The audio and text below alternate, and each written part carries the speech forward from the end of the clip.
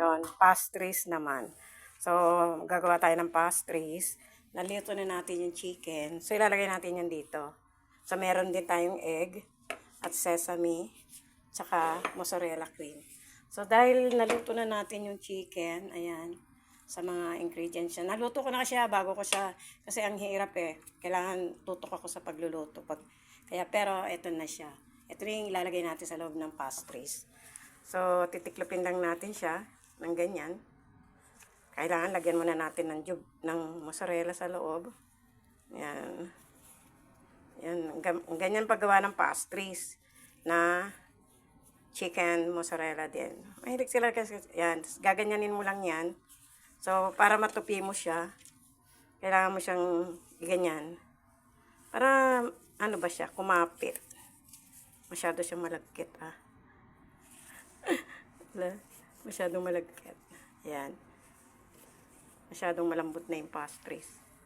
Kailangan patigasin na sa freezer. Kasi ang aga-aga kong nilabas eh.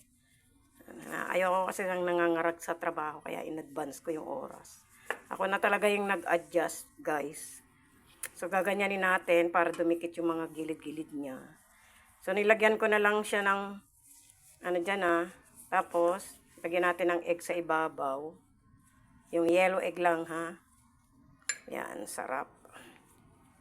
So, yan yung gagawin natin sa pastries naman.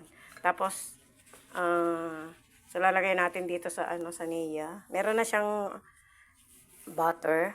So, lalagyan natin ng sesame seed sa ibabaw. So, ganun lang guys, kabilis. Ang matagal lang talaga proseso dito, yung pagbabalot. Kasi talagang mamasa-masahin mo pa siya. Ayan. Mamasahin mo siya, yan, pag ganyan. Kailangan na iganyan-ganyan mo siya. Kaya parang 1 hour din to. Naku. 10 pieces yung gagawin ko, kaya abangan niyo mamaya pag naluto ko na. So, ganyan yung process ng pastries. Okay guys, thanks for watching.